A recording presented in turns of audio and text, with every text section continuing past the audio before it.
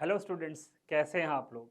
मैं हूं विवेक और आज हम करने वाले हैं आईसीएससी क्लास 10 के बायोलॉजी पेपर का सॉल्यूशन। मैं अपने साथ लेकर आया हूं कई सालों का experience as an biology examiner और मैं चाहता हूं कि मेरे एक्सपीरियंस का यूज़ करके आप अच्छे से अच्छी स्कोरिंग कर पाएँ। तो चलिए जल्दी से चलते हैं अपनी डिजिटल स्क्रीन पर और शुरू करते हैं पेपर का सॉल्यूशन। ये कुछ इंस्ट्रक्शंस दिए हुए हैं जो आपको गौर से पढ़ने होते हैं। इसमें ये लिखा हुआ है कि जो आपका सेक्शन है वो सेक्शन ए जो है वो कंपलसरी है और सेक्शन बी में आपको टोटल 4 क्वेश्चंस करने होते हैं।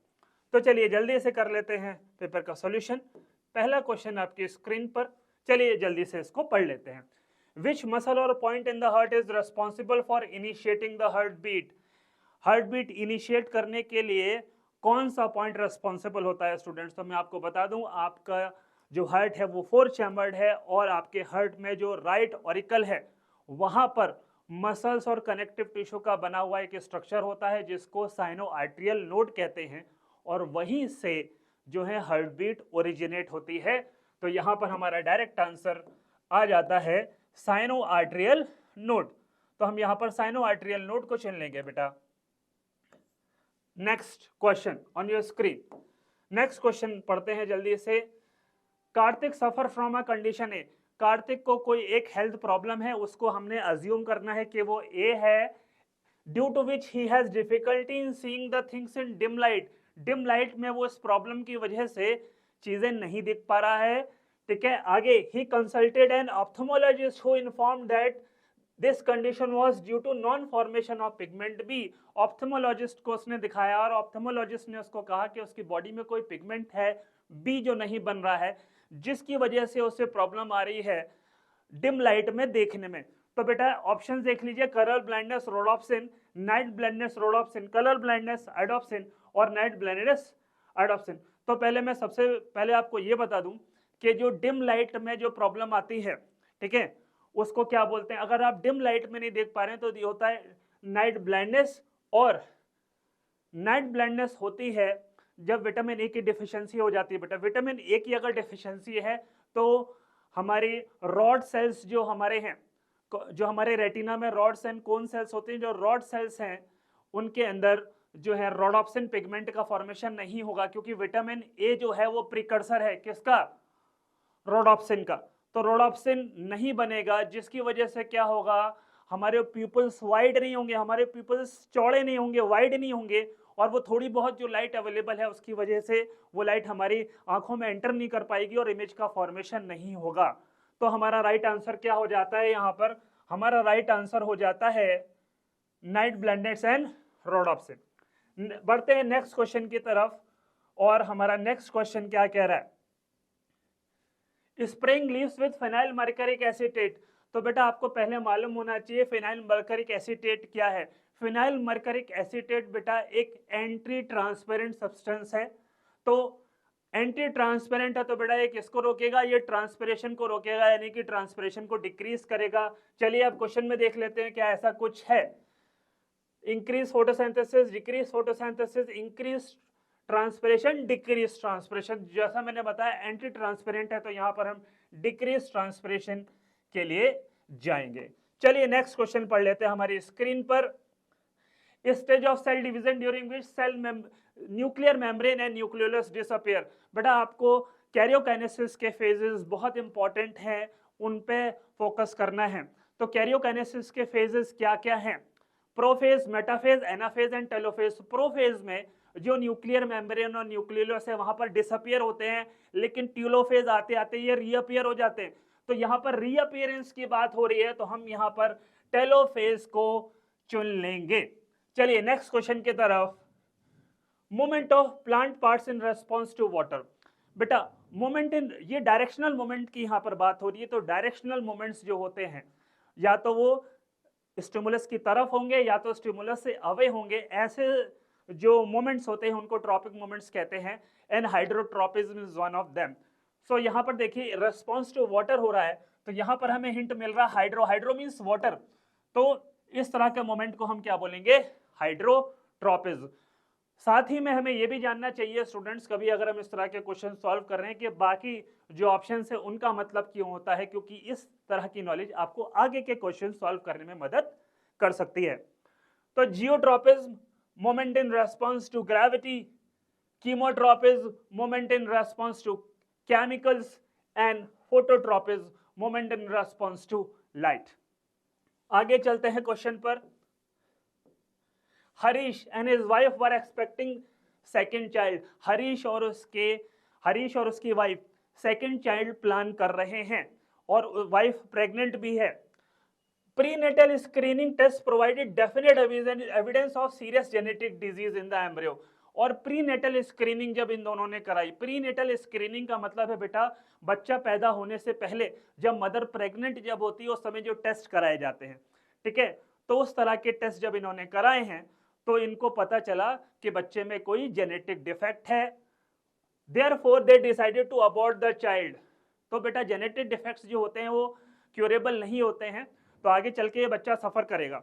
तो डॉक्टर ने भी इनको सजेस्ट क्या किया होगा कि आप इस चाइल्ड को अबॉर्ट करो, यानी कि अबॉर्शन करा लीजिए। तो इनमें से कौन सा मेथड वो चुनेंगे, तो मैं आपको बता दूं बेटा कि आपको पहले इस क्वेश्चन को करने से पहले आपको मालूम होना चाहिए कि कॉन्ट्रासेप्शन के मेथड्स कौन कौन से हैं। तो बेटा कॉन्ट्रासेप्शन के मेथड्स वो होते हैं जो प्रेगनेंसी को रोकते हैं। एक बार प्रेगनेंसी हो गई तो फिर बेटा अबॉर्शन के लिए जाना होता है, और अबॉर्शन के लिए वो क्या चुनने वाले हैं, अबॉर्शन के लिए एमटीपी चुनेंगे, फुल फॉर्म है मेडिकल टर्मिनेशन ऑफ प्रेगनेंसी। बाकी जो हमारे ऑप्शंस हैं वासेक्टोमी, ट्यूबेक्टोमी, कॉपर टी, ये बेटा कॉन्ट्रासेप्शन के तरीके हैं जो प्रेगनेंसी को रोकते हैं, ठीक है। जबकि एक बार प्रेगनेंसी हो गई अबॉर्शन के लिए जाना पड़ेगा तो एमटीपी यानी कि मेडिकल टर्मिनेशन ऑफ प्रेगनेंसी। आगे नेक्स्ट क्वेश्चन हमारी स्क्रीन पर, increase in the concentration of certain biological substance in higher trophic levels of the food chain is called. कोई एक नॉन बायोडिग्रेडेबल सब्सटेंस है और ये गलती से फूड चेन में आ गया है, और जैसे जैसे ट्रॉफिक लेवल फूड चेन का बढ़ रहा है, इन सक्सेसिव ट्रॉफिक लेवल इसका कॉन्सेंट्रेशन बढ़ता जा रहा है। सपोज 20 पार्ट्स पर मिलियन ppm, उसके बाद 40, 80 इस तरीके से बढ़ रहा है, तो इसको बोलते हैं बेटा बायोमैग्निफिकेशन। तो जो हाईएस्ट ट्रॉफिक लेवल पे ऑर्गेनिज्म होगा उसमें सबसे ज्यादा कॉन्सेंट्रेशन इसका पाया जाएगा, तो this is known as biomagnification. आगे नेक्स्ट क्वेश्चन, तो देखिए असर्शन है the cortex of the kidney shows dotted appearance. ये हाँ कॉर्टेक्स ऑफ द किडनी में डॉटेड अपीयरेंस होती है, बिल्कुल सही है। नेक्स्ट रीजन क्या लिखा हुआ है, Henle's loop and collecting duct lie in the cortex. तो इसका मतलब है ये क्वेश्चन कह रहा है कि डॉटेड अपीयरेंस होती है और डॉटेड अपीयरेंस के लिए हेनले लूप और कलेक्टिंग डक्ट होते हैं, तो ये बिल्कुल गलत है। अगर आप सेलिना बुक को अच्छे से पढ़ेंगे तो उसमें साफ साफ एक लाइन लिखी है कि बॉमेन कैप्सूल और पीसीटी यानी कि प्रोक्सिमल कन्वोल्यूटेड ट्यूब्यूल, तो proximal convoluted tubule and Bowman's capsule की वजह से कॉर्टेक्स डॉटेड अपीयर होता है, ठीक है। तो हम क्या इसके लिए चुनेंगे, तो ये देखिए, तो ए तो ट्रू है बट इसका रीजन फॉल्स है, तो हम इसके लिए चले जाएंगे। साथ ही में मैं आपको इस तरह के और क्वेश्चंस कैसे आते हैं वो बता दूं मैं। बेटा अगर यहां पर क्वेश्चन आया होता व्हाई मेडुला अपीयर स्ट्रिप्ड, तो ये सेकंड रीजन सही हो जाता, क्योंकि जो मेडुला होता है वो स्ट्रिप्ड इसलिए दिखता है, स्ट्रिप्ड अपीयरेंस होता है क्योंकि वहां पर लूप ऑफ हेनले पाया जाता है। नेक्स्ट क्वेश्चन हमारी स्क्रीन पर, organ of कॉर्टी is present in. Organ of कॉर्टी को बेटा हियरिंग ऑर्गन भी कहते हैं, और हियरिंग ऑर्गन हमारे इंटरनल ईयर में पाया जाता है। इंटरनल ईयर के भी कौन से पार्ट में, कॉक्लिया में बेटा। तो organ of hearing also known as organ of Corti is found in cochlea। आगे आइए, नेक्स्ट क्वेश्चन हमारी स्क्रीन पर, the dash represent the transition between Neanderthal man and the modern man. अब इस क्वेश्चन को कैसे करेंगे, क्या हम रट्टा मारेंगे या हमारे पास कोई ट्रिक है कि किसी भी तरह का क्वेश्चन आए ह्यूमन एवोल्यूशन से हम सही कर सकते हैं। तो मैं आपको बता दूं बेटा, मेरे पास है ट्रिक, और वो ट्रिक एक सिनोनिम है। तो सिनोनिम्स का मदद करके आप बायोलॉजी पर मास्टरी हासिल कर सकते हैं स्टूडेंट्स। तो ये लीजिए मेरा सिनोनिम आपकी स्क्रीन पर, what is the synonym? Uh हैन क्रॉस, ये है सिनोनिम बेटा, हैन क्रॉस। इससे आप क्रैक कर सकते हो। कैसे क्रैक करोगे? A for Australopithecus, H for habilis, E for erectus, N for Neanderthal man, C R O Cro-Magnon, N S S for sapiens, sapiens यानी कि मॉडर्न मैन की यहां पर बात हो गई। तो बेटा हमारा क्वेश्चन क्या है? Dash represent the transition between Neanderthal man. तो नींदरथल मैन हमारा यहां पर आ रहा है, ये रहा, और उसके बाद मॉडर्न मैन, मॉडर्न मैन हमारा कहां पर आ रहा है? ये रहा। बीच में क्या आ रहा है? साफ साफ लिखा हुआ है Cro-Magnon according to the code, तो हम क्रो-मैग्नन को यहां पर चुन लेंगे, तो क्रो-मैग्नन हो जाता है। राइट, और ये कोड आप प्लीज कहीं नोट कर लीजिएगा। इस अगर ये कोड आपके पास है तो एक भी क्वेश्चन ह्यूमन एवोल्यूशन से जो सीरियल ऑर्डर लगाने में आता है वो गलत नहीं होगा। नेक्स्ट क्वेश्चन,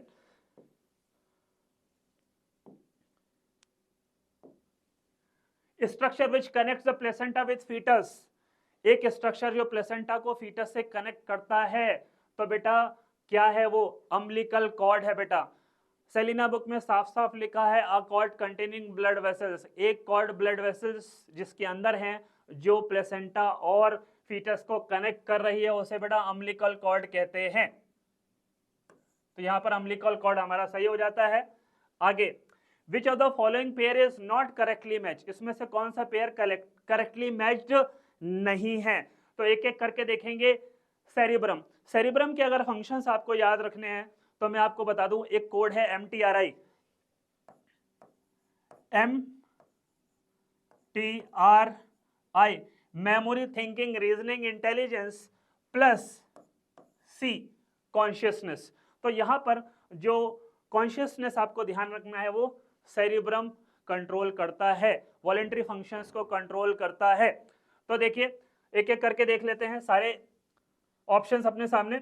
सेरिब्रम मेमोरी ठीक है, इनकरेक्ट, लेकिन हमें ढूंढना है। सेरिबेलम बॉडी बैलेंस बिल्कुल सही है, बॉडी बैलेंस मेंटेन करता है। Medulla oblongata controls activity of internal organs बिल्कुल सही है। पॉन्स में लिख दिया कॉन्शियसनेस, जबकि मैंने आपको जो कोड में दिया है क्या है? कॉन्शियसनेस कौन कंट्रोल कर रहा है? कॉन्शियसनेस कंट्रोल कर रहा है बेटा सेरिब्रम। तो यहां पर ये हमारा ऑप्शन हो जाता है इनकरेक्ट, तो इसी को हम चुन भी लेंगे। Next, distribution of stomata per unit area of the leaf and their size affect the rate of। तो अगर बेटा आप internal factors that affect the rate of transpiration में पढ़ेंगे तो ये दो फैक्टर्स वहां पर लिखे हुए हैं, ये दोनों ही क्या ट्रांसपिरेशन को इफेक्ट करते हैं। क्लियर? चलिए next question,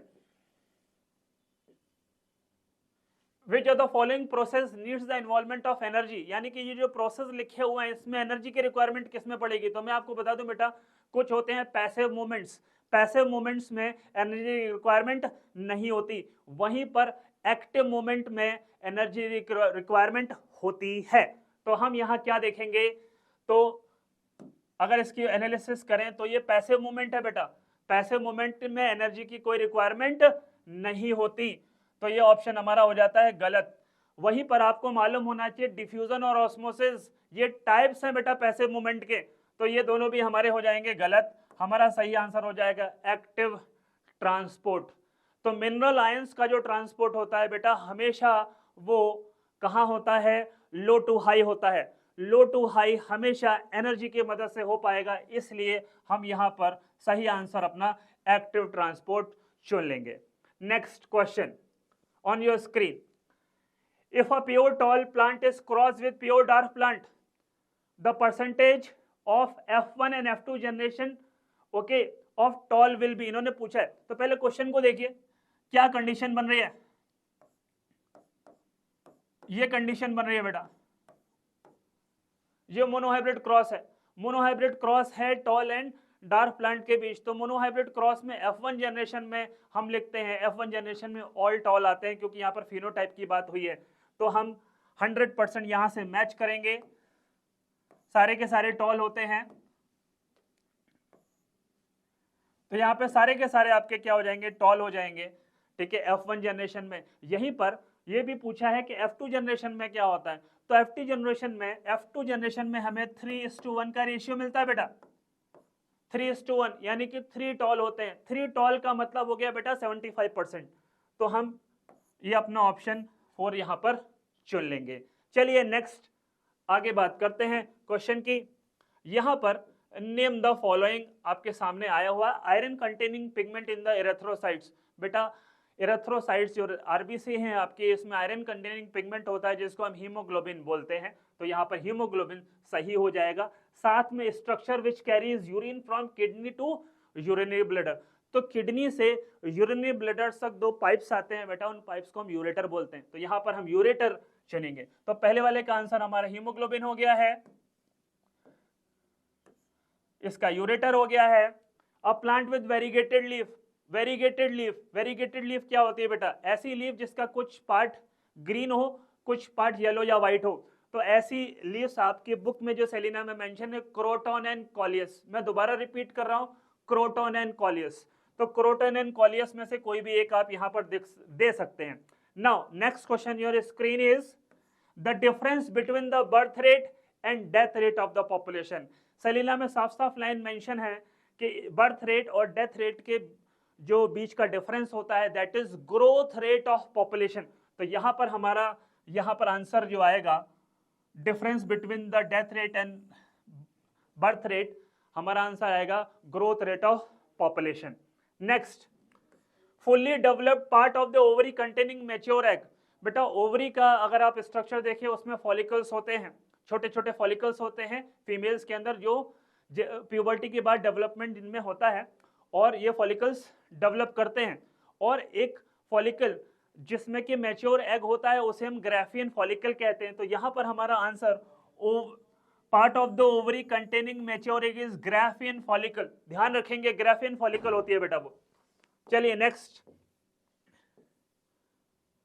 given below is set of 5 terms.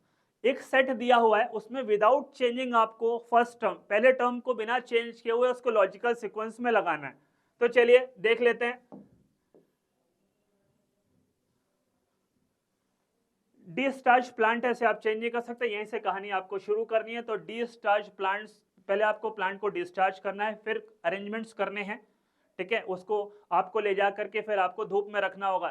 तो डी स्टार्च प्लांट को आपको कहां ले जाना पड़ेगा, you have to place in sunlight. तो आपको इसको सनलाइट में ले जाना पड़ेगा। सनलाइट में ले जाने के बाद जब इसमें फोटोसिंथेसिस हो गई होगी उस समय आपको लेकर आना है। और आपको सबसे पहले यहाँ पर कुछ स्टेप्स मिसिंग भी है, मैं आपको बता दूं। आप लीफ प्लग करोगे और उसको पहले वाटर में बॉईल करते हैं, ठीक है। वाटर में बॉईल करने के बाद एल्कोहल में बॉईल करते हैं। तो वाटर बॉइलिंग की बात नहीं है तो हम उसके बाद क्या चुन लेंगे, एल्कोहल वाला पॉइंट। एल्कोहल में बॉईल करने के बाद इसको हमें अगेन वाटर में वॉश करना पड़ेगा, वार्म वाटर में वॉश किया जाता है स्टूडेंट्स। और आखिरी में हम लोग उसमें आयोडीन डाल करके स्टार्च के लिए टेस्ट करेंगे। अगर ब्लू ब्लैक कलर आता है तो स्टार्च है, अदरवाइज स्टार्च नहीं बना है। यानी कि अगर ब्लू ब्लैक कलर आता है तो स्टार्च बना है, यानी कि फोटोसिंथेसिस हुई है। नेक्स्ट क्वेश्चन, लॉजिकल सीक्वेंस में लगाना है, you have to start with pulmonary vein. तो पल्मोनरी वेन को ध्यान रखना है बेटा, पल्मोनरी वेन कहां से आ रही है, पल्मोनरी वेन आ रही है आपकी लंग से। तो पल्मोनरी वेन कहां जाएगी, पल्मोनरी वेन लेफ्ट ऑरिकल में खुलेगी। लेफ्ट ऑरिकल और लेफ्ट वेंट्रिकल के बीच एक वॉल्व होता है जिसको मिट्रल वॉल्व। तो लेफ्ट ऑरिकल के बाद मिट्रल वॉल्व आपको चुनना होगा। मिट्रल वॉल्व खुलने के बाद लेफ्ट वेंट्रिकल में ब्लड आ जाएगा और लेफ्ट वेंट्रिकल के बाद आउटा से बॉडी को सप्लाई भी कर दिया जाएगा। Next, सेमनिफेरस tubule urethra, urethral meatus, epididymis and vas deferens. यहाँ पर आपको ये बताना है कि स्पर्म कौन सा रूट फॉलो करता है। तो सबसे पहले बता दूं आपको, स्पर्म सेमनिफेरस ट्यूब्यूल में बनेंगे, उसके बाद एपिडिडाइमिस में ये मैच्योर होते हैं, स्टोर होते हैं। फिर वास डिफरेंस से ये आगे जाएंगे और वास डिफरेंस इनको लेके जाएगा कहाँ पर, यूरेथ्रा में। और उसके बाद यूरेथ्रा के बाद यूरेथ्रल मीटस में जाएंगे और उससे फिर ये पेनिस से बाहर चले जाएंगे। Next question on your screen from year, pinna है। पिन्ना के बाद क्या, तो मैं आपको बता दूं, पिन्ना के बाद आपको ऑडिटरी, पिन्ना जो है वो सारी की सारी साउंड वेव्स को कलेक्ट करके ऑडिटरी कैनाल में भेजता है। तो क्या ऑडिटरी कैनाल प्रेजेंट है, जी हाँ, पिन्ना के बाद ऑडिटरी कैनाल। फिर ऑडिटरी कैनाल के बाद होता है हमारा ईयर ड्रम, जो ईयर ड्रम क्या करता है, जो साउंड वेव्स को वाइब्रेशंस में कन्वर्ट करता है। तो उसके बाद यहाँ ईयर ड्रम ना लिख करके इन्होंने टिम्पेनम लिया हुआ है, तो हम ऑडिटरी कैनाल के बाद टिम्पेनम, जो अब इट्स टिम्पेनम यानी कि इंटरनल ईयर ने क्या किया है, इसने क्या किया है, साउंड वेव को वाइब्रेशंस में कन्वर्ट किया है। उसके बाद ईयर ऑसिकल्स क्या करेंगी, ईयर ऑसिकल्स इन वाइब्रेशंस को 3 टाइम्स एम्पलीफाई करती हैं और आखिरी में ये वाइब्रेशंस जा करके कॉक्लिया में जो ऑर्गन ऑफ कॉर्टी होता है उसको जाके स्टिमुलेट करते हैं और वहां से जो है साउंड के लिए सिग्नल जाता है थ्रू ऑडिटरी नर्व। तो ये हो गई कहानी। आगे soil water will be absorbed by root hair. Root hairs के बाद ये एपिडर्मिस को क्रॉस करता है, but epidermis is not hair, तो हम कॉर्टेक्स की तरफ जाएंगे। एपिडर्मिस के अंदर कॉर्टेक्स होती है, कॉर्टेक्स के बाद एंडोडर्मिस और सबसे अंदर की तरफ आपको मिलेगा जाइलम, जो कि एसेंट ऑफ सैप के लिए रेस्पॉन्सिबल है। तो soil water, root hair, then cortex, then endodermis and then xylem. Next question your screen, true and false आपको बताना है स्टूडेंट्स। तो law of heredity were proposed by Morgan, बिल्कुल गलत है, जीजे मेंडल ने प्रपोज की थी। तो ये हमारा क्या हो जाता है, ये फॉल्स हो जाएगा और हम इसको बदल के जीजे मेंडल यहां पर लिख सकते हैं। Next, abscisic acid is the only hormone which is gas at ordinary temperature. बेटा फ्रूट राइपनिंग के लिए रेस्पॉन्सिबल होता है इथाइलिन हार्मोन, जो कि गैसियस स्टेट में होता है। तो यहां पर हमारा ये भी फॉल्स हो जाता है और यहां पर हम एब्सिसिक एसिड को हटा करके इथाइलिन लिख देंगे। Next, cell which have lost the water content are said to be deplasmolysed, यानी कि एक सेल जिसने अपना वाटर कंटेंट लूज कर दिया, क्या उसको डीप्लाज्मोलाइज बोलेंगे? नहीं, उसको प्लाज्मोलाइज सेल बोलेंगे। तो ये भी हमारा फॉल्स हो जाता है और डीप्लाज्मोलाइज की जगह हम प्लाज्मोलाइज्ड लिख देंगे। कौन से level us to see 3 primary colours, कौन सा हमें 3 प्राइमरी कलर्स देखने के लायक बनाते हैं? जी हाँ, मैं आपको बता दूं ये बिल्कुल ट्रू है। 3 प्राइमरी कलर्स की अगर हम बात करते हैं तो 3 primary colours RBG, red, blue and green. इसी तरह बेटा हमारी रेटिना में कोन्स भी होते हैं, रेड कोन्स, ब्लू कोन्स और ग्रीन कोन्स, जो इसके डिटेक्शन के लिए रेस्पॉन्सिबल होते हैं। बाकी जो कलर्स डिटेक्ट किए जाते हैं वो इन्हीं कोन्स के मोर और लेस एक्टिवेशन से डिटेक्ट होते हैं। Production of food rises by arithmetic proportion and while the population grows bye geometrical progression. ये बिल्कुल सही है बेटा। अर्थमेटिक प्रोग्रेशन क्या होता है बेटा? अर्थमेटिक प्रोग्रेशन का मतलब है 1, 4, 1, 4, 9 इस तरीके का। तो देखिए 1 हो गया, 4 हो गया, 9 हो गया, 1, 4, 9 इस तरीके से। तो अगर आप देखें तो डिफरेंसेस हर बार सेम आ रहे हैं। तो ये है बेटा अर्थमेटिक प्रोग्रेशन। वहीं पर अगर आप बात करते हैं ज्योमेट्रिकल प्रोग्रेशन की, तो ज्योमेट्रिकल प्रोग्रेशन कैसे होगा? 2, 4, 8, 16। तो यहां पर अगर हर स्टेप में देखें तो डबल हो रहा है, ठीक है। तो बिल्कुल सही है। आगे चलते हैं हम लोग। तो नेक्स्ट क्वेश्चन आपकी स्क्रीन पर आ रहा है स्टूडेंट, इस पर फोकस करेंगे, इसको पढ़ेंगे। ये जो ऊपर टर्म्स दिए हैं इन्हीं की मदद से इनको भरना है, ठीक है। तो in some plants droplets of water appear along the margin, this water comes out through special pores. बेटा गटेशन की बात हो रही है यहाँ पर। तो जो स्पेशल पोर्स होते हैं जिसकी मदद से गटेशन होता है वो होते हैं हाइड्रोथोर्स। तो आप भरेंगे यहाँ पर स्पेशल पोर्स कॉल्ड हाइड्रोथोर्स and the process of escape of water is known as guttation. This process due to increased hydrostatic pressure and less activity of the process called transpiration। बेटा जब ह्यूमिड कंडीशंस होती हैं तो वहां पर transpiration कम हो जाता है, उस केस में गटेशन होने के ज्यादा चांसेस होते हैं। चलते हैं नेक्स्ट क्वेश्चन पर, ठीक है। सेक्शन बी के लिए मैं अलग से वीडियो बनाऊंगा, उसके पहले इसको कंप्लीट करते हैं सेक्शन ए को। Give the functions of the following. Prostate gland, clear cut line बेटा सेलिना में मेंशन है, उसमें लिखा हुआ है कि prostate gland neutralises the acidity of vagina. तो वजाइना की जो एसिडिटी है उसे ये प्रोस्टेट ग्लैंड न्यूट्रलाइज करेगी ताकि जो स्पर्म्स हैं उनकी डेथ ना हो। प्लेसेंटा, प्लेसेंटा का function, it is clear cut line stated in your Selina book that diffusion of nutrition from mother's blood to fetus blood, or you can write diffusion of waste from fetus blood into mother's blood. Pacemaker में आपको लिखना है it starts heart beat, because this line is mentioned बेटा, तो आपको लिखना है it starts heart beat. SA node की बात हो रही है बेटा, यहाँ पर SA नोड ही जो है हार्ट बीट स्टार्ट करता है, तो you have to write it starts heart beat. Then corpus callosum, बेटा आपके जो सेरेब्रम है उस सेरेब्रम में 2 हेमिस्फेयर्स होते हैं और ये दोनों हेमिस्फेयर्स कनेक्ट होते हैं एक स्ट्रक्चर से जिसको हम बोलते हैं कॉर्पस कैलोसम।